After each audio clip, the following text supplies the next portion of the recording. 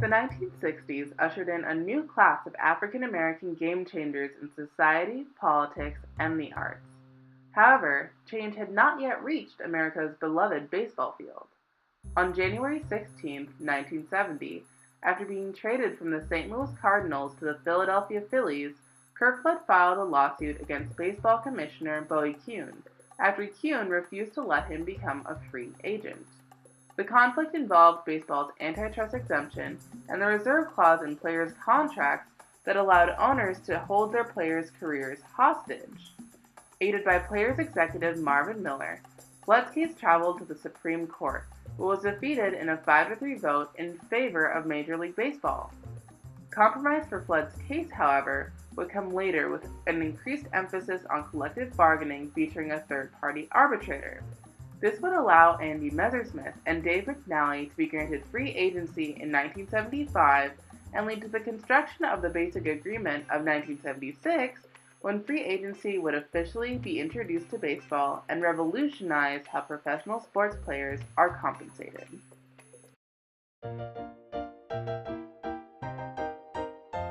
Curt Flood wasn't the first person to challenge baseball's antitrust exemption or its reserve clause. Enter baseball in 1922. Monopolies. The National and American Leagues were quickly buying out Federal League teams.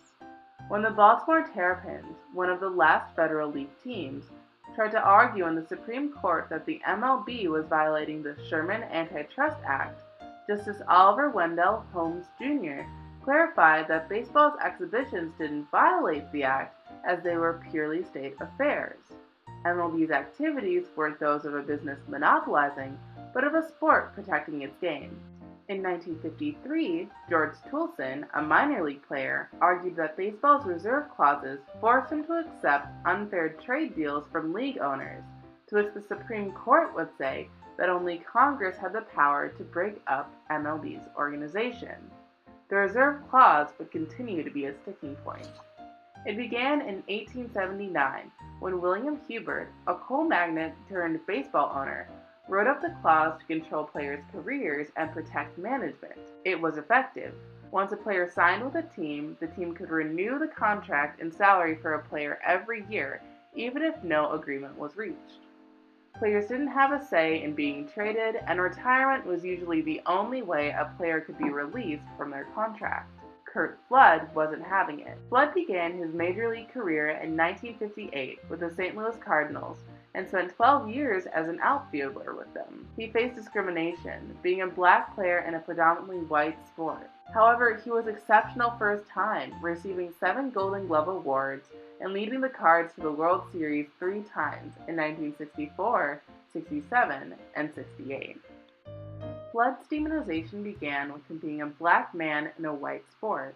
It ended with him being a black man who thought he deserved more than what he got. $77,500. Curt Flood's salary in 1968. In 1969, Flood requested a $10,000 raise, but was denied while his white counterpart received one, and then was told by his general manager that white people required more money to live than black people. Needless to say, he sat out of spring training until he became one of the highest paid players with a salary of $90,000. However, a year later, Flood's batting average slipped to a .285 as the Cards fell to 4th place.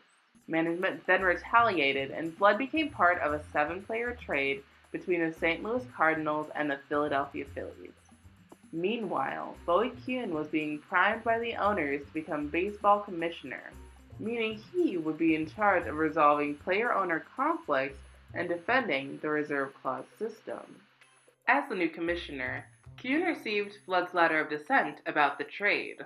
After 12 years in the major leagues, I do not feel that I am a piece of property to be bought and sold irrespective of my wishes.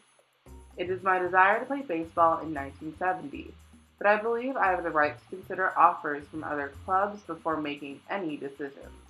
I therefore request that you make known to all major league clubs my feelings in this matter and advise them of my availability for the 1970 season. Kuhn rejected Flood's request for free agency. On January 16, 1970, Flood sued Major League Baseball. merely because I was a professional baseball player, I could ignore what was going on outside the walls of Busch Stadium is truly hypocrisy. And now I find that all of those rights that these great Americans were dying for, I didn't have in my own profession. Flood claimed that the Reserve Clause violated federal and state antitrust laws, civil rights laws, laws prohibiting peonage and slavery, including the 13th Amendment. It was a strong stance to take, one that would leave Flood without the support of his teammates, who feared retaliation of management. However, Flood was in good company. Joined by Players executive Marvin Miller and former Supreme Court Justice Arthur Goldberg, they were determined to stand by the case and win one for the players. The boys took the MLB to federal court in New York in May and June of 1970. However, Judge Irving Cooper ruled in favor of Kuhn's MLB for a few reasons. For one, since a player could retire, no compulsion was involved in the player contract. Since baseball was exempt from federal antitrust laws, it was exempt from state antitrust laws. And finally, Judge Cooper concluded that conflicts between players and owners could be resolved in collective bargaining with the players' union. The appeals court held much the same opinion, but Flood kept pushing the case, and after submitting it to the Supreme Court, a hearing was held on March 20th, 1972. It was Flood's last chance. For Justice Blackmun, it was a case of stare decisis double dip. The court had already twice decided that baseball was exempt from antitrust laws, and this time was no different. Flood's case lost in a 5-3 vote, and his fight was officially over. The case had cemented it. The courts could not strike down the Reserve Clause. The loss was a blow for Flood. After sinking thousands of dollars into court hearings, he was broke and on the brink of alcoholism. Although he briefly entered back into baseball with the Washington Senators, the death threats he received from baseball fans and retaliation from management forced him to leave after half a season. I had decided myself ready to make sacrifices for our principle, and now I was finished. Baseball, the thing I did best in the world, was finished. However, not all was lost for baseball. As Marvin Miller would put it, much more important, what Flood versus Kuhn really accomplished was raising the consciousness of everyone involved in baseball. As early as 1970, the collective bargaining agreement was already becoming part of baseball's basic agreement. Soon after, a third-party arbitrator would sit at the table between the players and the owners and finally level the playing field.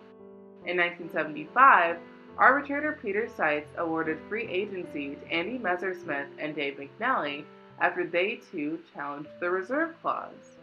The Basic Agreement of 1976 shortened the Reserve Clause to only 6 years, not an entire career. Baseball was finally becoming free, only without the 20th century man who questioned whether there had to be shackles.